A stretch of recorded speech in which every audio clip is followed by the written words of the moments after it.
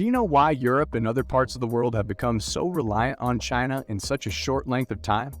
China's innovation initiatives have made great strides in recent years, and the government is now reaping economic as well as political benefits from them.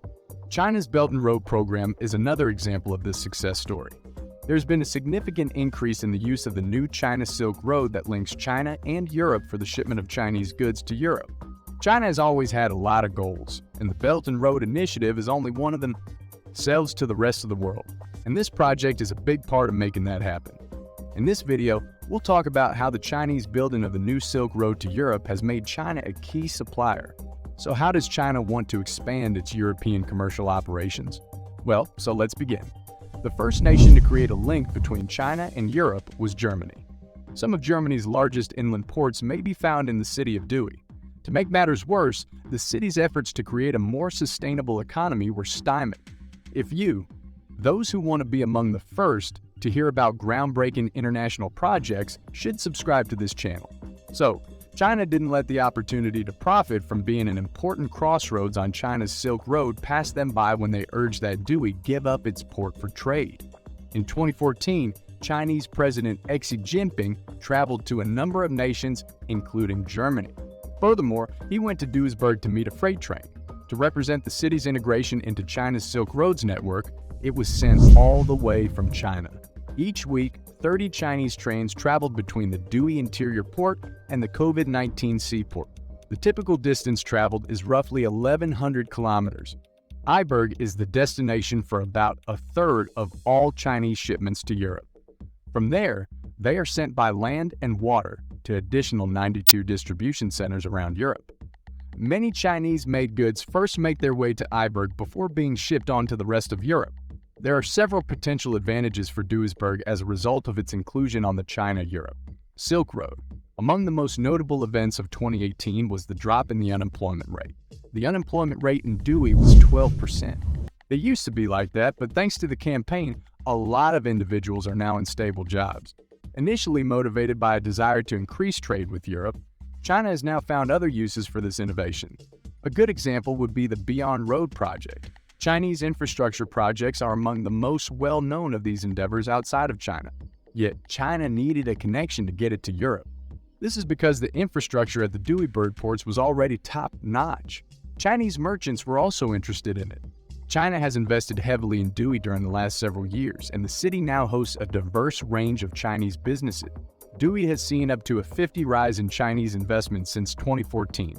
The president of China has said that this Silk Route would significantly impact China.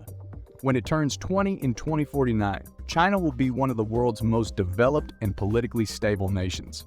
The government of China wants to have a major effect on almost every nation on Earth. To achieve its goal of becoming a worldwide supplier, China has to develop commercial ties with Europe. The conflict between Russia and Ukraine has made it harder for nations to trust one another. As a result, Europe is on edge despite welcoming China into the market. But Europe is China's only other competitor, and once they're set up as suppliers, they take over the power grid instantly. Hence, despite the economic activity, Europe is making concerted efforts to focus as much attention as possible on China. The Italian city of Genoa. Despite possessing the longest and most historic shoreline in the Mediterranean, Genoa was in dire need of modernization owing to the poor condition of its cities, trains, and motorways, and is the next city that will link Europe and China. That's why it was suggested that Chinese business people go to Italy. On top of that, China was certain that it had the know-how to modernize Italy's transportation infrastructure. If you look at the business world, it is obvious. The Cape trains are a cherry on top of China's Belt and Road Initiative. China is already investing heavily on infrastructure like roads and ports. China-based construction firms have already launched the project. To proceed, please let us know whether the video playing has been entertaining. If you found this video interesting and want to learn more about China's ascent to worldwide fame, power, and influence, then please give it a thumbs up, forward it to your friends, and subscribe to our channel. Let's get started right away on this. China aspires to maintain a position of leadership at all times. China is very concerned about the performance of all of its government-to-government cooperative venture. Staff members insist that no circumstances warrant a change to the firm's rules. Hence, China expects all countries in which it intervenes to conform to the rules and regulations and to never cut shortcuts, while other nations are prepared to make compromises. Even though China made some changes to the facilities, Genoa was able to prevent China from making any major structural changes to the ports.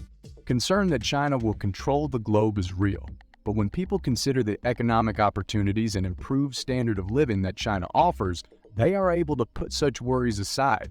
Rather, focus on the possibilities and outcomes.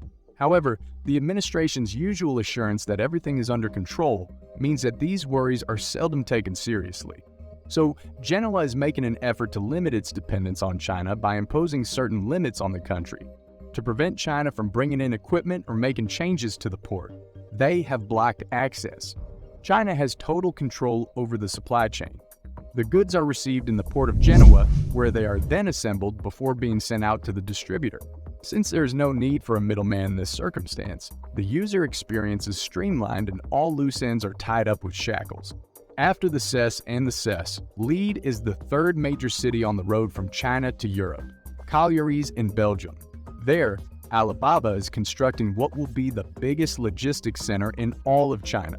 The city's economy has struggled since the steel sector almost collapsed.